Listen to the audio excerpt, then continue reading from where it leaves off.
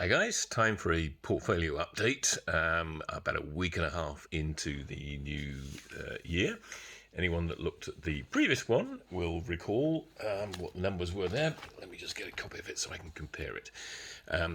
Overall, it's been a good week and a half because previously I started this, if you recall, on the 1st of April last year, so 9.5 months now, and the return in that 9.5 months is 22.7%, so not too shabby. Split, as before, into the stars, the ones I expect to make substantial gains from, and the next best bets, which could also do the same, some dependables and some speculatives. Starting with the speculatives first off, I added a couple of very small amounts there within Argo blockchain, which is kind of a bet on Bitcoin, goes up and down like a yo-yo. Only 0.25% in there so far. May add to it if it drops, may just ride it if it carries on rising. And similar with Arkle Resources. They've discovered some substantial amounts of gold in their prospects in Ireland, but the banker in there is a zinc holding that they've already got confirmed, zinc and copper, I believe, and also dabbled in there with 0.25%. So if it soars up, probably won't add to it, but if it drops back, I will probably add. Going up through remote monitoring systems, that's actually doubled since in the last 10 days. I was losing substantially on my punt. I basically got in too early. I was losing 63% then, only losing 28% now. Got 3% of the portfolio there, so looking for that to be quite a producer, but you never know. These are the risky elements in here, as they all relate to. The only one I really don't like is REAT Group. I will sell that probably after the next results, because it's basically a cleaning company that's doing quite well, but it's never going to shoot the lights out, I don't think. So I'll probably get rid of that at one point, but I'll wait till it sort of makes inroads into the loss. Anyway, back up to the top. The stars of the show, well, let's start with Novacyt.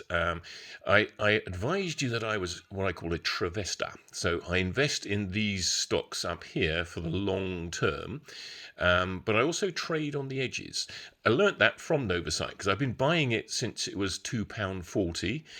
It's stagnated in various places, like in the £3 and then the £5, and I've been adding and subtracting.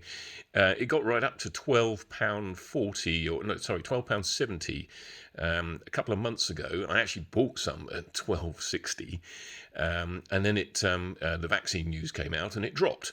Now, learning my lesson from that, I have taken quite a little bit of profits out of Novacyt over the time. So I think I've actually made about £4,000 of profits in terms of cash. Now that's in the total, but it's not in the percentage returns on here, because this is based on my average current holding price.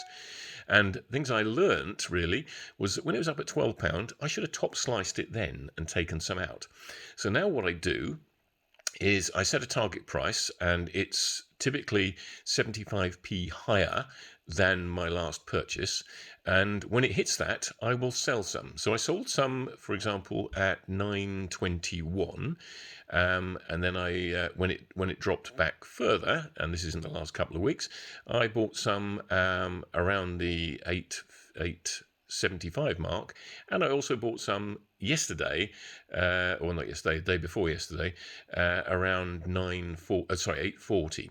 So it's now going back on up, and you'll see in the final column, I'm going to top slice again when it hits 9.23. So if it keeps yo-yoing between those places, I'm actually going to be making money. Now, if it drops, so I buy when it's sell when it's 75p higher, but then when it falls back by 50 pence, I'll buy back, possibly even the amount that I've sold, and then if it drops another 50 pence, I'll buy again.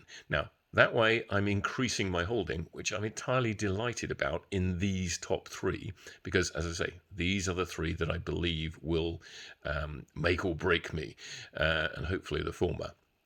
4D Pharma is the same. I'm actually losing money on that, nearly 3%. It has been up as high as 180, and again, I bought some at 170, I think, but I've got the same sort of strategy on there. So it was down in the 95s. Again, I bought quite a bit down there. I sold some at the 110 and some at the 125, and I will sell some more if it hits 135. It got to 134.5, and I should have sold at that point because then it dropped down to 118. So this is very volatile, but it has got a prospective listing on NASDAQ, which will happen in January or February, hopefully January, and its peers are valued at many multiples of itself.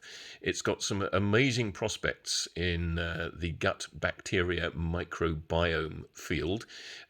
Potentially has a drug that has had some great results on stage 4 cancer and also on irritable bowel syndrome, and it does lots of other things as well, apparently, like dementia and Parkinson's, to name but a few. So there's a hell of a lot of prospects in that one. So I'm very confident 4D Pharma and Novacyt will take off during the first quarter at the very least, and quite possibly in January. Now, Novacyt's results will come out at the end of January. Quite likely they will be stellar, because they're selling tests after tests everywhere. So I won't go into any more detail on that. Third one is Deepverge. It's renamed itself, and it bought a company called Modern Water, which I was invested in. This has actually done very well in the last 10 days or so as well. It was 31 at the end of the year, now 36. It had some stellar results that were reported a couple of days ago. It went up like 300% in terms of returns. It made 4.4 million, and it's predicting it's going to make 10 million in 2021. So a little bit disappointing it didn't go higher than 36. I'm sure it will. It's got the market covered in, it makes basically fake skin, which it can, well, it's one of the uses it's got, which it can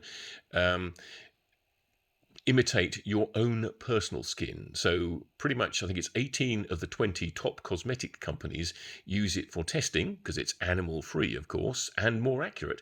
And they will be producing something where you can test your own skin in your own home.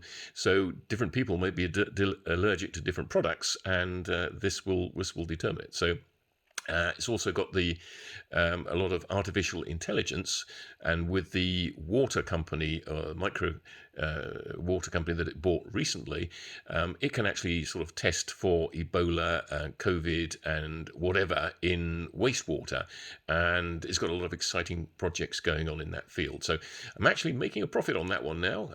Again, got in too early, but it's up actually 1.25%. So it's about 6.5% of the portfolio. I'm not going to touch anything until it gets up to 50. Price is now 36, and then I might reduce a little bit, and then do the same travesting policy that I've got with the other three. Fourth one, TEK Capital. That's done surprisingly well recently as well. I bought in here first in the sort of 18s and 19s, dropped, it got some more in the 14s and 13s, so my average price is now 16, and then it dropped further and didn't have the courage of my convictions, went down to 9p. If I'd bought a chunk there, I'd now have doubled my money on it, but I'm still making 26% profit on it now, nearly 4% of the portfolio. I'm targeting to reduce at 21, so very close to reducing, but I might amend that, might keep it some further. And then the next two have also done particularly well. REAT in particular, it's now 196, but it actually shot up to about 225 the other day, which I bought it recently at 120, so it's doing 63%. And EKF Diagnostics, they keep bringing out trading statements saying that they've done spectacularly well and better than they expected to, and they did again the other day, saying that the first quarter 2021 was going to be much better than the management expectations. Haven't actually seen the actual numbers on it yet, so that remains to be seen, but unless the management's lying, then there's great potential in this. It's also got a COVID link because it makes the tubes that transport the COVID testings, and they're selling shed loads of them. So the other three I'm calling down here, the dependables. Oxford Biomedica, that's got a slight COVID link, but it really is into the lentiviral space, which I've held for a long, long time, hence the quite high holding there of 15%, very nearly.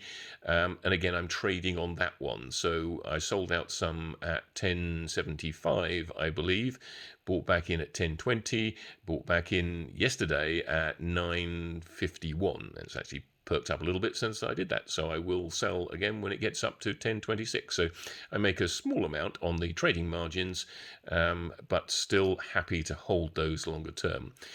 Legal & General and Diageo, more mainstream, like Legal & General for the dividend.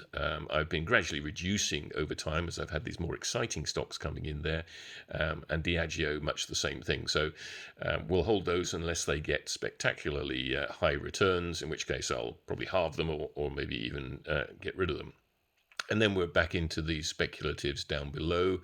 YGEN Health, it makes its main is the NIPT testing, which is testing for Down syndrome and the like externally. So it avoids the need for these nasty big needles going into mummy's spine and such like. It can be done on a blood test. So that will be spectacular, I think, over time. It's also got a COVID test, which it hasn't come out with any numbers on. So I've got quite a high chunk in there. I'm scheduled to buy some more at the current price, and I probably will add a little bit, although getting a little bit dispirited with the sort of lack of returns from the share price, but should stick to my convictions. But anyway, that's probably enough for now. We'll give you an update, whatever happens, in a week or two's time. Okay, thanks very much for listening.